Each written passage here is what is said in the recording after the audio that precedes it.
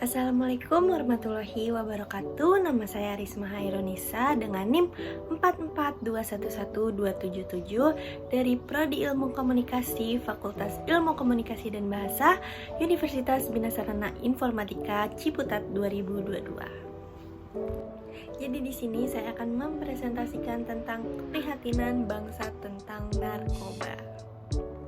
Jadi yang pertama adalah latar belakang. Latar belakang berisi tentang meluasnya penyalahgunaan narkotika dan obat-obatan berbahaya atau bisa disebut juga dengan narkoba yang semakin hari semakin mengkhawatirkan. Merupakan salah satu masalah besar yang dihadapi oleh masyarakat Indonesia maupun bangsa-bangsa lain di dunia saat ini. Lembah hitam narkoba telah menarik jutaan orang. Selain itu, lingkaran setan narkoba telah mengakibatkan hilangnya ribuan nyawa karena makhluk yang dikenal sebagai narkoba, banyak keluarga telah dihancurkan dan banyak generasi muda yang kehilangan masa depannya. Di Indonesia, penyalahgunaan narkoba merupakan masalah serius yang harus segera diatasi. Ketergantungan pada narkoba atau narkotika adalah penyebab banyak insiden, termasuk perceraian, kesulitan lain, dan bahkan kematian. Lalu selanjutnya ada 3 jenis obat berdasarkan efeknya.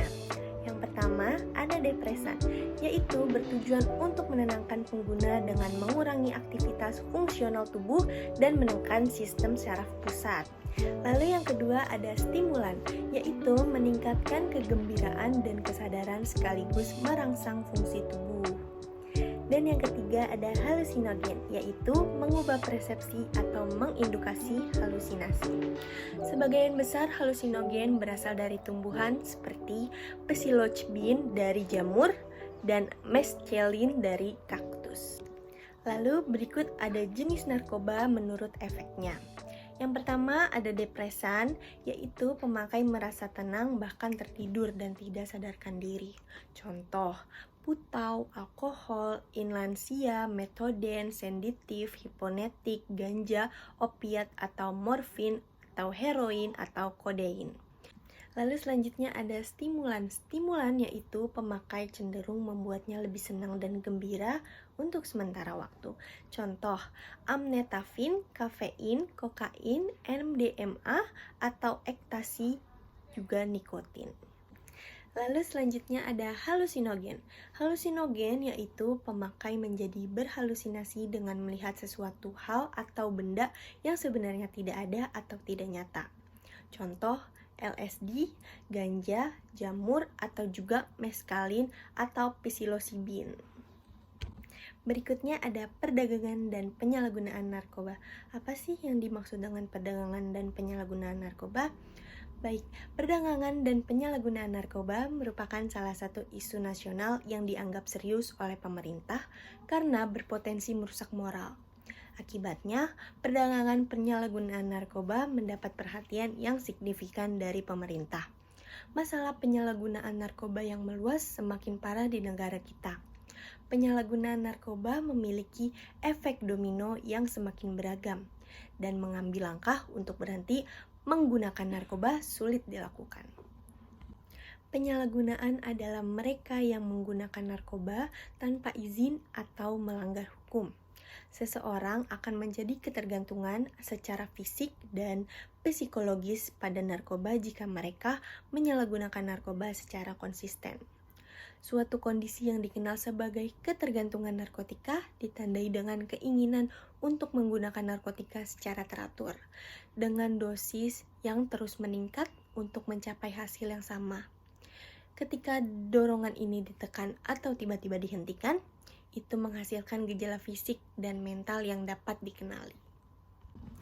Lalu bagaimana sih untuk menangani orang yang sudah kecanduan narkoba? Oke, cara menangani narkoba, sebenarnya pengguna narkoba yang sudah mengalami kecanduan tidak akan mudah lepas dari jerat barang tersebut. Diperlukan sebuah langkah yang cepat, yaitu salah satunya dengan menghubungi BNN.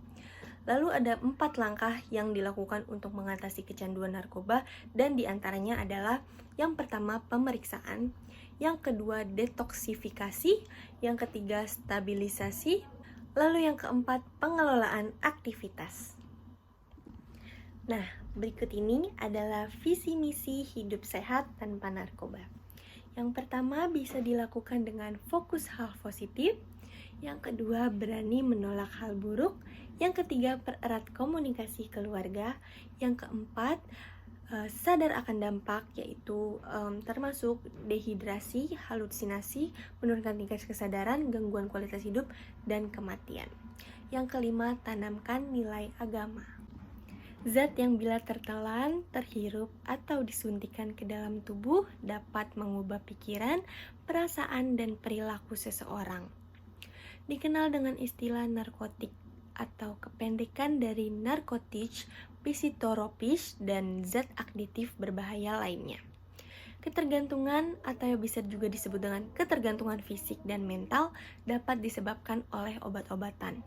Yang dimaksud dengan narkotika adalah zat atau obat-obatan baik signetik maupun semi-signetik yang dapat mengakibatkan hilangnya kesadaran, pengurangan rasa sakit, dan berkurangnya ketergantungan. Baik, sekian presentasi dari saya. Kurang lebihnya mohon maaf. Wassalamualaikum warahmatullahi wabarakatuh.